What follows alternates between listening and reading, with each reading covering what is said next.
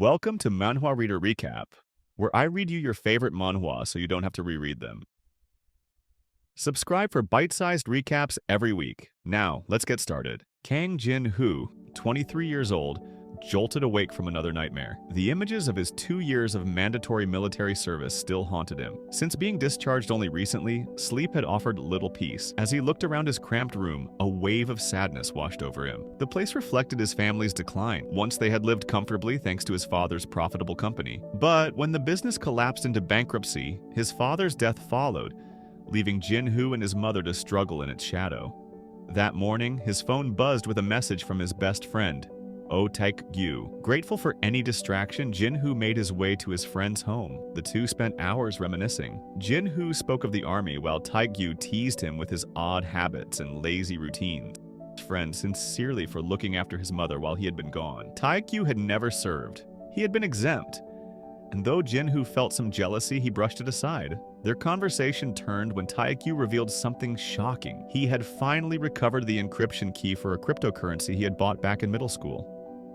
Jin-hoo remembered clearly how his friend had cried when he lost access to it. Now, each coin was valued at over $1,120, and Taek-gyu owned 11,000 of them. The fortune totaled more than $12 million, about 13.5 billion won. Jin-hoo was stunned. Half in disbelief, he demanded a share, reminding Taek-gyu that some of the gaming characters sold to purchase those coins had belonged to him as well. The two argued, but in the middle of it, something far stranger happened. Jin-hoo's vision blurred, and once again the golden shadow of an eagle appeared before his eyes. He had first seen the creature during a near-death experience in the army.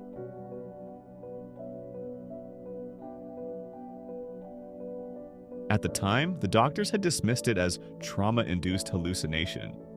Yet here it was again, its form shimmering in the air, accompanied by faint words that sharpened into a grim message. Mountain Hill Bankruptcy. Dazed, Jin-hoo asked Taek-gyu if he knew of Mountain Hill. Surprised, his friend explained that Mountain Hill was the very exchange where he had listed his coins for sale. Panic gripped Jin-hoo. He urged Taek-gyu to sell everything immediately. Although doubtful, Taek-gyu eventually trusted his friend's desperation and agreed. Hours later, the Mountain Hill servers went offline. When they returned, every account showed a balance of 0. Across the internet, people were in shock, devastated by the sudden collapse. Taek-gyu sat frozen, realizing his fortune had been saved only because he had sold in time. He demanded to know how Jin-hoo had foreseen the disaster, but Jin-hoo hesitated before finally admitting it seemed as though he had a strange power. Despite the revelation, Taek-gyu reacted with surprising calm. Having consumed countless fantasy stories, he said he would not even be surprised if dungeons or towers suddenly appeared in Seoul. With the matter settled, Jin-hoo reminded him of his rightful share from the old gaming characters. After calculating, Taek-gyu agreed. Jin-hoo's portion amounted to roughly 1.24 billion won. Tax complications meant the money could not be transferred all at once. Taek-gyu explained that his sister, who worked in a major financial firm, had already set up a company for him in a tax haven, under the name OTK, an abbreviation of his own name, Oh Taek-gyu. Jin-hoo laughed and teased that it sounded more like otaku, which made them both chuckle. Soon after, Taek-gyu transferred 500 million won as an initial share. The reality of it all struck Jin-hoo. That very morning, he had been worrying about finding a tutoring job to help his mother. By evening, he was holding wealth he had never dreamed possible. He withdrew some cash at the bank and considered how best to help his mother, perhaps letting her rest from work or even moving them into a better home. His first impulse was to buy something for her. Entering a shopping mall, he planned to pick up gifts. But as he walked inside, raised voices caught his attention. At first, he thought it was just another entitled customer arguing over something trivial. Then he saw the truth. A woman was shouting at a weary cleaning lady in her 50s. His stomach dropped as anger surged within him. The woman being berated was his mother. At the center of it, a well-dressed woman berated a cleaning lady in her 50s, her words dripping with contempt. She accused the worker of ruining her expensive shoes, demanding she kneel or pay for the damage. The cleaning lady, head bowed, absorbed the insults in silence, too weary to argue. Pushing through the onlookers, heat rushed to his chest. That very morning, he had been worrying about tutoring jobs to support her, and now he was watching her dignity being trampled over a mop and a pair of shoes. When the woman threatened his mother's job, Jin-Hoo stepped in. He declared firmly that he was her son, and that he would not allow this farce to continue. The crowd stirred as the entitled customer scoffed and insisted that the shoes, worth 600,000 won, had been ruined. Jin-Hoo refused to let the matter drag on. He pulled out the exact amount in cash and thrust it forward, telling her to take it and apologize. He reminded her she was being filmed by bystanders, and that it would be better to walk away with the money rather than with nothing. To drive his point home, he even warned that if the shoes disappeared, he would report them stolen since he had bought them himself. The pressure was enough.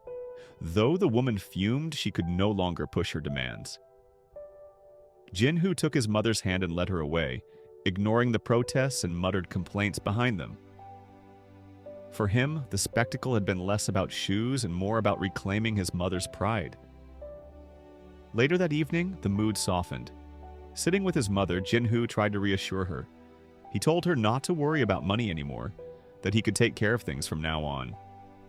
She, however, insisted that he save his funds for his tuition and invest in his future. She explained that she had already set aside enough for his studies, but Jin-Hoo would not be swayed. He argued that her persistent cough was likely due to their poor housing, and that improving their living situation was more important than holding on to money for later. His mother sighed, calling him as stubborn as his late father. The remark carried both affection and sadness, reminding them both of the man they had lost. Their quiet exchange was interrupted when Jin-Hoo's phone rang. On the line was his best friend, Oh Taek-yu. His tone was urgent. Jin-Hoo explained he was out to dinner with his mother, but Taek-yu pressed him to listen. It was an emergency, he said. His sister, long absent, had just returned to Korea. When they arrived at the hotel where Taek-yu's sister was staying, Jin-Hoo could not hide his embarrassment. Taek-yu's car, covered in anime stickers, drew the eyes of everyone around them, making Jin-Hoo want to sink into the ground. Inside the hotel, Jin-Hoo was introduced to Oh Hyun-ju, Taek-yu's older sister. Although she was not his real sibling, Jin-Hoo called her sister out of respect. He mentioned to her that he had recently completed his military service, and she warmly offered him a position at her company, Golden Gate, after he graduated. Jin-Hoo noticed, however, that Hyun-ju seemed unusually worried. Curious, he asked her what's wrong. She then asked her brother about Mountain Hill.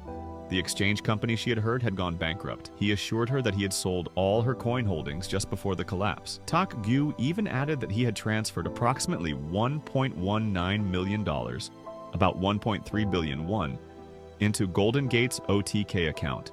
Relieved, Hyunju gave Taek-gyu the contact information of the Gangnam branch manager of Golden Gate, so that he could assist them in securing funds through the safe haven company.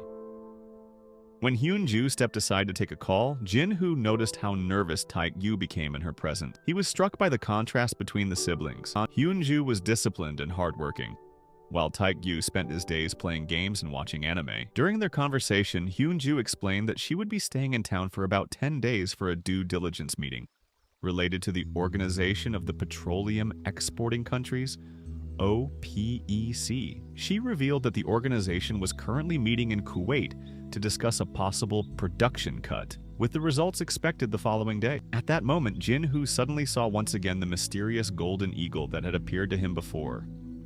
This time, it carried words with it. OPEC cut agreement. Lost in thought, Jin-Hoo was pulled back to the conversation as Hyunju elaborated. She explained that oil was a real asset. While the United States produced oil, it remained the largest importer. The shale revolution had transformed the U.S. into a major supplier, yet production costs for shale oil hovered around $45 per barrel. If oil prices fell below $50, she warned, more than half of the shale companies would likely go bankrupt. When Jin-Hoo asked what would happen if OPEC members reached an agreement, She looked at him in surprise. Then she admitted that in such a case, oil prices would skyrocket. Still, she doubted the countries would reach any consensus. After leaving the hotel, Jin-Hoo remained deep in thought about the potential agreement and the mysterious eagle's warning. Sensing his distraction, Taek-gyu asked whether he had seen the eagle again. Jin-Hoo hesitated but remembered that Taek-gyu still had around $11 million in assets, of which Jin-Hoo himself held a $600,000 share. If the OPEC meeting truly resulted in an agreement, they might profit from it. Back home, the two discussed investing in oil futures on the New York Mercantile Exchange, NYMEX. Taek-gyu promised to transfer 50 million won to Jin-Hoo, encouraging him not to hesitate. At first, Jin-Hoo was reluctant, given his family's precarious situation, but eventually he resolved to commit. He invested $300,000 while Taek-gyu placed $3 million into oil futures. Despite his decision, Jin-Hoo felt anxious. If the prediction proved wrong, they could lose an enormous amount of money, and he knew little about the oil market. Still, they agreed to wait for OPEC's announcement. In the meantime, Jin-Hoo used part of his funds to move his mother out of their cramped single-room apartment into a modest villa with 2 bedrooms. The building was old, but it cost him 120 million won, about $109,000, and his mother was delighted. Watching her reminisce about the family's better days, Jin-Hoo silently vowed that if his investment succeeded, he would buy back the old building his late father had once built. He also gave her 100 million won as savings, though she protested that he should keep it for himself. After taxes and expenses, Jin-Hoo was left with about 175 million won in cash, alongside 740 million won in other assets. For the first time, he felt confident that he no longer had to worry about money for many years.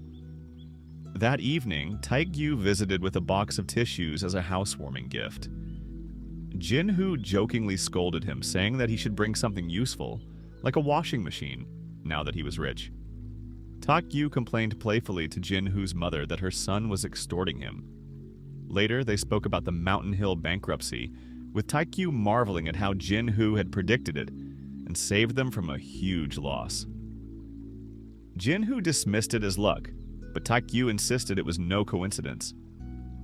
With dramatic flair, he claimed that Jin-Hoo had awakened a superpower, an oracle eye. Jin-Hoo brushed it off, saying that if his prediction about OPEC came true, then perhaps he would start believing in such things. The following day, Jin-Hoo grew restless. Oil prices had fallen by another 3%, and together they were already down 100 million won. He grew anxious while Taek-gyu, undeterred, reminded him of the Oracle Eye and handed him a dating simulation game to distract him. Unable to focus, Jin-Hoo thought of lottery winners who squandered their fortunes within a decade, ending up broke and homeless. He feared ending the same way and eventually fell asleep with the OPEC meeting still on his mind. Hours later, Taek-gyu shook him awake with the news. The OPEC results were out. Jin-Hoo rushed to the computer and was stunned. The member nations had reached an agreement. Oil prices had skyrocketed by 20% in less than 20 minutes. Shocked but exhilarated, he urged Taek-gyu to sell immediately. When they closed their positions, they had made a profit of about $630,000. Splitting the money, they both felt the rush of victory. Taek-gyu regretted not investing even more, but Jin-Hoo reminded him that everyone said the same after a win. Still, Taek-gyu pressed on, pointing out the chain of uncanny predictions, from Jin-Hoo days in the military to the Mountain Hill collapse and now the OPEC agreement. Convinced that Jin-Hoo's foresight was real, Taek-gyu declared again that the Oracle Eye is real.